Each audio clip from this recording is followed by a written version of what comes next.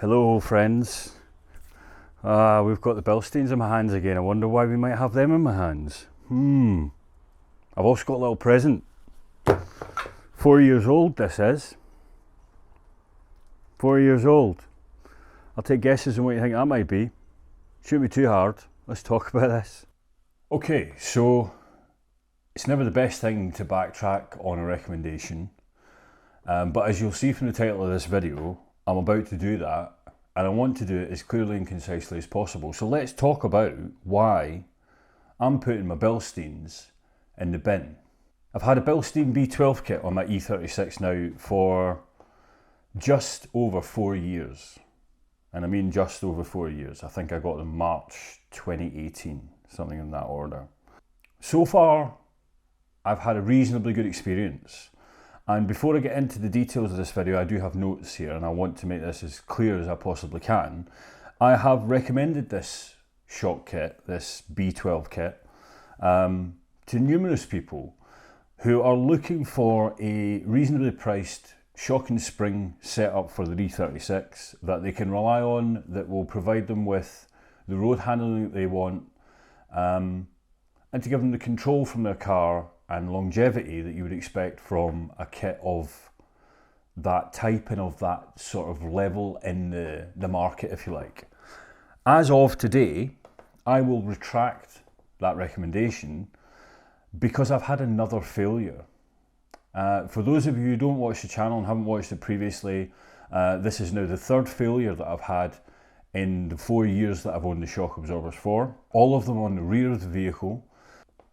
I feel that it's unacceptable for a company such as Bilstein to be producing a product that, in my rather humble opinion, doesn't really stand the test of time and doesn't really live up to scrutiny.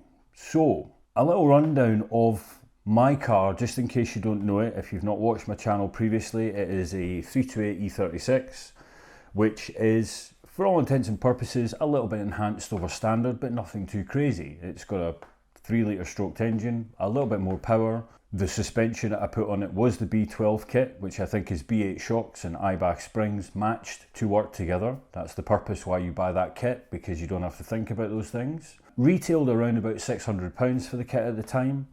That's fitted to the back of the car and the front of the car, which also has some polybushed rear suspension. And apart from that, nothing else really which is remarkably different to a stock E36. The rest of the mods that I've done on it are purely for adjustability and for a little bit more rigidity, things like chassis strengthening, all that sort of stuff. So I, in my little humble way, went along the internet, did a little bit of Google researching and found the B12 kit a few years back. And decided for me in the price range that I was looking at that it fitted the bill for what I wanted from the car. I wanted to purchase a OEM replacement shock, which was a little bit better than OEM, something that gave me a little bit more control, lowered the car slightly. I'm not a guy, I'm 40 years old now guys, I'm not into slamming my car, I'm not bothered about that sort of thing, and the car has never seen a track, so there was no point in my opinion of going the whole hog and putting £1,000 coilover kit on the car. There are a few kits that I could have looked at. There are some other shock manufacturers that make shock absorbers for the car in that price range. Namely, one of the ones that comes to mind is Koni's. I'm going to come back to that in a moment. But the Bilstein kit for me, the marketing blurb, other people's experiences at the time, which are wide ranging, but by and large seemed fairly positive, it looked like it was a good fit for the package that I had. So that's what I had. I went and I bought the Bilstein kit and we went away with it. I'm going to come back a little bit later on because I've got some quite concise information about what happened with the shock absorbers and what mileage I've done and so on and so forth. But I want to say from the off bat, things were good. The shock absorbers did what I wanted them to do. They were covered by a 2-year warranty in the UK. That's a bit of information that you have to glean a little bit from the Bilstein website, because if you look, there are conflicting informations about the warranty that Bilstein offer. They offer a different warranty in the United States for selected products than they do for the UK market. I believe I might know the reasoning for that, which I'll go into later on.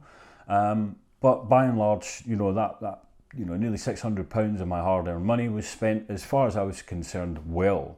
And for a long time, I was happy. The shock absorbers did what I wanted them to do. But then things started to go wrong. And this is where that 600 hard-earned pounds began to feel like wasted money. And as of today, I can say quite concisely that I am an unhappy customer who will never use a Bilstein shock absorber on my car again. Let's get into a little bit of detail about my usage, about what the car's done, where it's been, so you can make your own mind up about what I'm saying here. So I bought the shocks in 2018. The first failure that I had was in January 2019. That shock absorber at that point, I believe, had done 9,000 miles. Okay, I thought, it's within its warranty period. I'll contact Bilstein and see if they'll honour a warranty and have the shock absorber replaced. For those of you who don't know, I'm now working as a professional mechanic. I've been tinkering with cars for a long time, so fitting shock absorbers is something I've done countless times. I certainly do it the proper way. I make sure that you don't grip the shock pin with a pair of mole grips, that you torque the lower bush when the car is on the ground, that the shock absorbers, been treated properly and been put into the car in the proper fashion. So I was confident that they would honour that first warranty failure after 9,000, that's right, 9,000 miles, which they did, no problem at all. They were very, very courteous. They took the shock absorber back. It took me a little bit of time to get the response from Bilstein that I would expect, a couple of weeks, I believe. I chased it, I think, 3 weeks later on the 24th of January, and then very soon after that I had a new shock absorber which was fitted to the car, and everything was fine and dandy. We're sweet, carry on with our motor vehicle. We had a second failure, and that second failure occurred just a few months later on the 21st of June it was. I've got my details here, so excuse me because I'm referring to them. Okay, I think, right, that's the second one gone. At that point, the second failure, I'd done about 14,000 miles in the car at that point. So I've had two shocks now, failing 14,000 miles. I'm a bit disappointed, but yet again, I contact the warranty people. I speak to a different person this time, but I get the same very good service from them. They were courteous. They took the shock absorber back from me. I was told this time that they'd like to look into the actual shock itself and it would go to the technical department. That was fine, no problem at all. I had to chase them. I chased on the 16th of July, so that is, it's roughly 3 weeks later. They must have had the shock absorber for a couple of weeks at that point. And then I had to chase again on the 5th of August because I hadn't heard anything, at which point they were again courteous, and the next day I got an email saying, yep, we're happy, there's nothing that you've done wrong with the shock absorber, we will honour the warranty. Okay, great, excellent.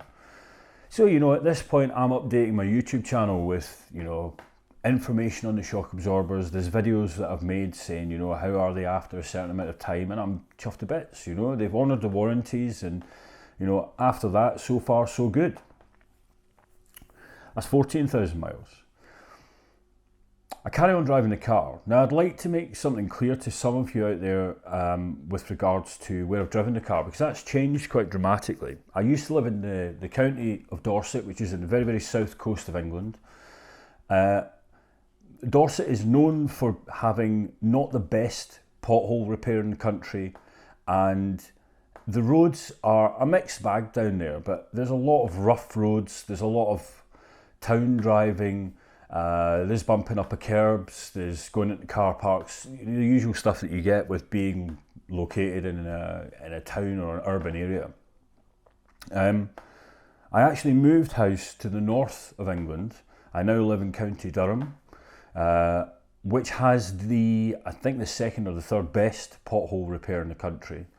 And the roads up here, the type of driving that I do are normally 60 mile an hour, fairly high speed roads which are maintained well and resurfaced quite regularly.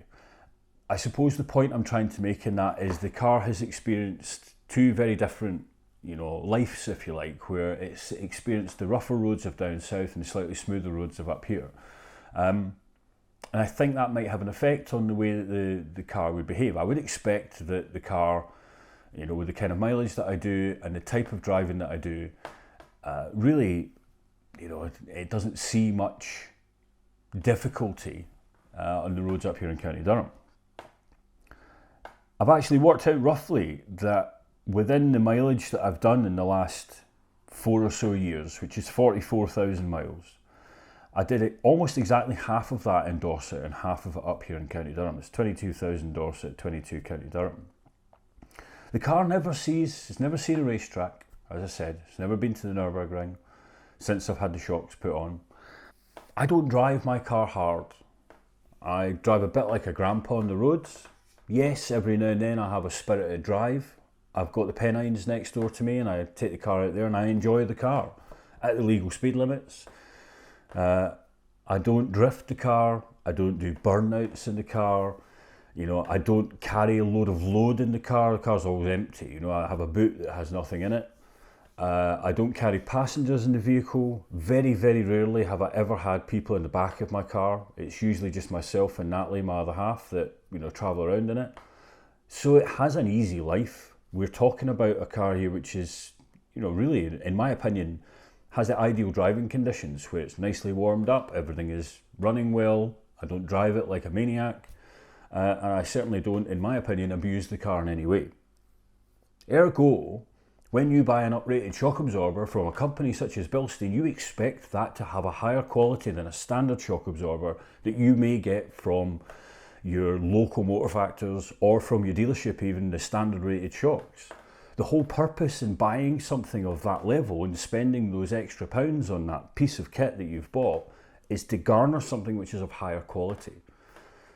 When I had a third failure, just the other day, I noticed the car sitting low on one side, put my head underneath, and lo and behold, the offside shock absorber, which for record is the same shock absorber that was replaced first in this whole escapade that I've had with Bilstein, is soaking with oil again.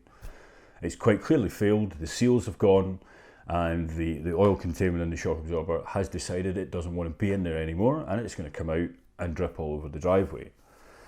At that point I decided, okay, I'm going to try and contact Bilstein again. So this is, just to summarise again, this is the third failure I've had. This one now is at 35,000 miles in total, that is, from the first time it had blown. So let's just go back again. The first shock absorber, the offside rear, failed at 9,000. It was replaced under warranty. Since that time I've covered 35,000 miles in the car, and now the second one is gone. So to give Bilstein the benefit of the doubt at this point, the first shock absorber lasted 9,000 miles and failed. That's just pitiful in my opinion and unacceptable. The second one lasted 35,000 miles. Now I'll let you make your mind up on whether or not you think that's a good lifetime for a shock absorber.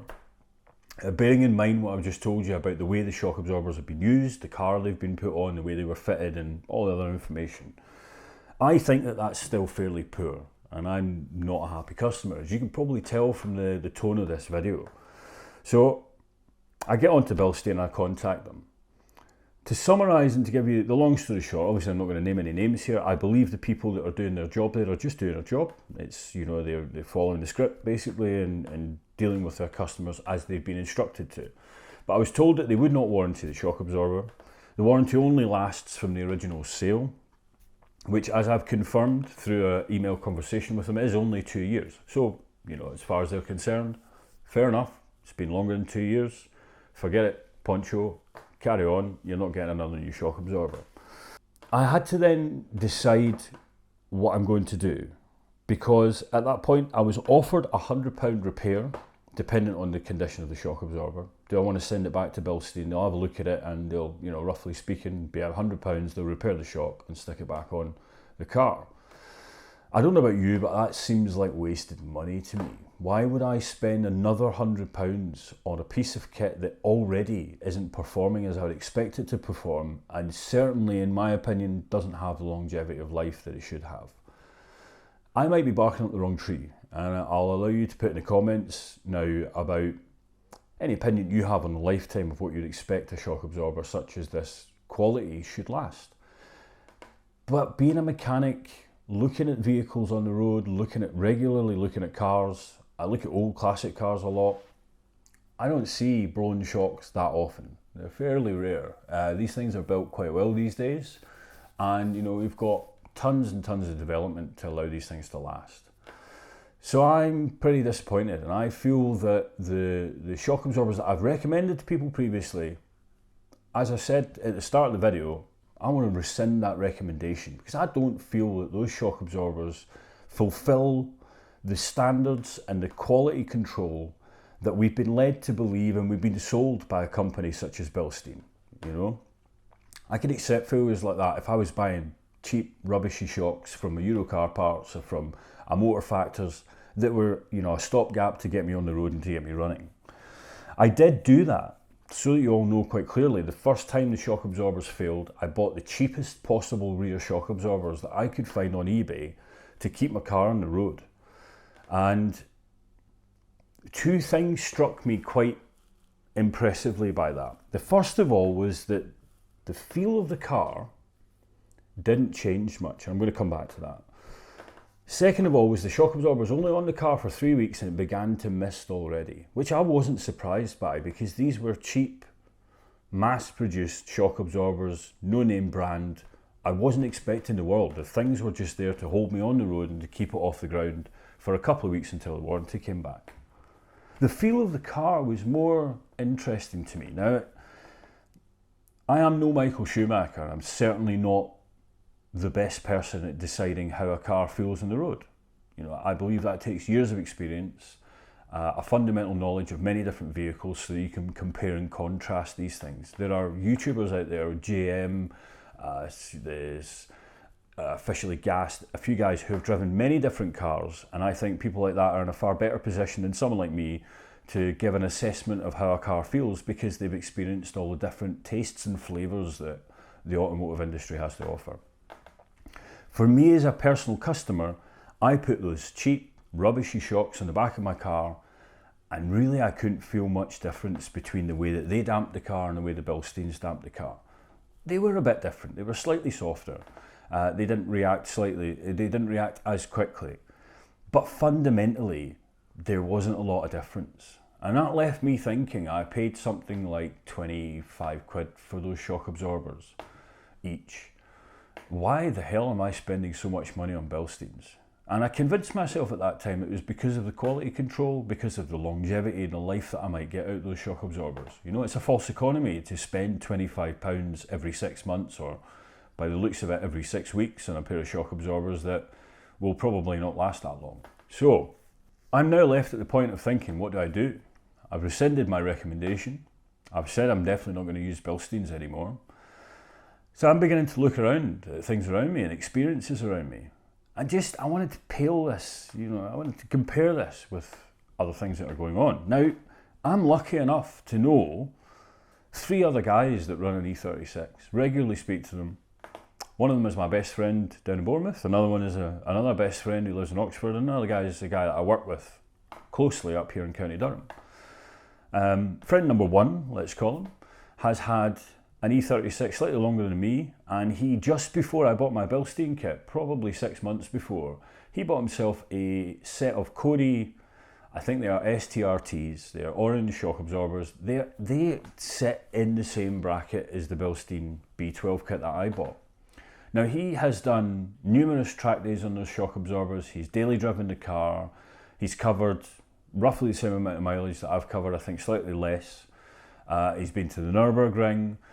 He doesn't abuse the car, but he's definitely driven the car fairly hard, and he lives in Bournemouth and has lived in Bournemouth, you know, since I met him, years and years and years ago. Those shock absorbers are fine. There's no misting on them, there's no warranty claims, there's no failures of them. They still do today what they did when he fitted them. So that's quite interesting, eh? That makes me think, is there anyone else that's had an experience like that? Well, yes. The friend I've got in Oxford, he has his E36 that he bought a couple of years ago, paid very, very little money for it. It had been sat in a field. That car has AP shock absorbers on it. That car does get abused. It only really sees the track. And the life before he owned it, when it had the APs on, I think they were fitted again in 2018, he doesn't really know because he bought the car only a couple of years ago. I think he bought the car 2019 possibly. Again, there's nothing wrong with those shock absorbers. they're still absolutely fine. There's no leaks, there's no failures, he's not had any warranty claims. Okay, so that's two. The third guy, he's had OEM shocks in his car, and he's always had OEM shocks. It's a daily driven car, it's completely standard. It is a 318, I believe, 318 IS. Very, very nice E36, very clean. I'm sure he'll be happy to hear me say. And apart from a standard shock replacement, which he had done before he moved to County Durham, so that was a couple of years ago now, I think, he had no problems with the shock absorbers. Standard OEM shocks. They do the job fine, you know, they fulfill the purpose that they're supposed to fill, and, you know, they have, 70, 80, 100,000 mile life to them. What the hell is going on with Bilstein then? Why can they not build a shock absorber that doesn't seem to fail? Why are customers being asked to send shocks in, to have them tested? Why are warranties only 2 years? I think the warranty is only 2 years because that is competing with the current market here in the UK. So to be fair to Bilstein, there's definitely an aspect of looking at the competition and assessing what you're offering compared to them. You'd be silly to offer, an extended warranty if you can get away as a business from not doing that. So I've done my research. Just so you know, Bilstein offer a 2-year warranty in the UK. So do Koni, Gaz, KW and AP shocks. The two that don't offer that I know that jump out to mind are BC coilovers, different kind of market, and D2 coilovers. Those companies offer a 1-year selected warranty on their products in the UK. And then I have one more that I'm going to talk about in just a minute. So you can see from that the market demands really that a 2-year warranty is going to be a selling factor and going to not exceed your competition. It will fall in line with that. The thing I find interesting is why do they offer a longer warranty on selected products in the US? I believe there's a 5-year warranty on some and a lifetime on others. What is different about the US than the UK? Well, I can tell you that it doesn't take the brain of Britain to work out that the US has a wide-ranging road system that covers all different aspects of driving. From the south of the United States of America in Florida, where it's hot and sunny and tropical, to the deserts of Arizona, to the very similar conditions of somewhere like New England, or then the plains of Iowa into the mountains of Montana. So it can't be to do with quality and the condition of the roads. It must be to do with basically getting away with what they can get away with, and that really winds me up. That's something that in life I'm intolerant of. I'm getting rather fed up of having products sold to us which are substandard and sub-quality when they're expected to be more. When we pay more for something, we should expect more from that piece of equipment. And that's why I'm going to throw my Bilsteins in the bin, and I'm going to put on the back of my car. Hang on, I'm going to pick one up. I'm going to put on this shock absorber. This is a Kyb shock absorber made in Japan. It's a stock shock absorber. It's nothing special. I don't expect it to last as long as the Bilsteins even. But Kyb will give me a 5-year warranty. So it kind of goes economically that if I can't really feel that much difference, why go and spend the extra £100 with Bilstein when I can buy 4 of these for that money? And I know that I'm going to still have a shock absorber that I can change even in 5 years. That's economical to me. That makes sense to me. And buying Bilsteins anymore does not make sense to me. So before I leave this video and wrap it up, I want to apologise to anyone that's taken my recommendation and bought those Bilsteins and has had failures with them or may have a failure in the future. I was only going on the information that I had at hand to time. But from this point forwards, make your own mind up. As far as I'm concerned, the Bilsteins can go in the bin. They're trash. Who cares for something? I don't care if it's painted yellow and black and blue and all the rest of it. If it doesn't stand the test of time, it's not a product I'm going to buy again. Let me hear your opinion, guys. Hopefully this is going to be definitely a source of discussion. I'm sorry I've not done any more E36 videos recently, but there's been things happening in the background. Let's see what happens in the future. Maybe I'm wrong. Maybe I'm going to cock up. Thanks very much for watching. Paymo out.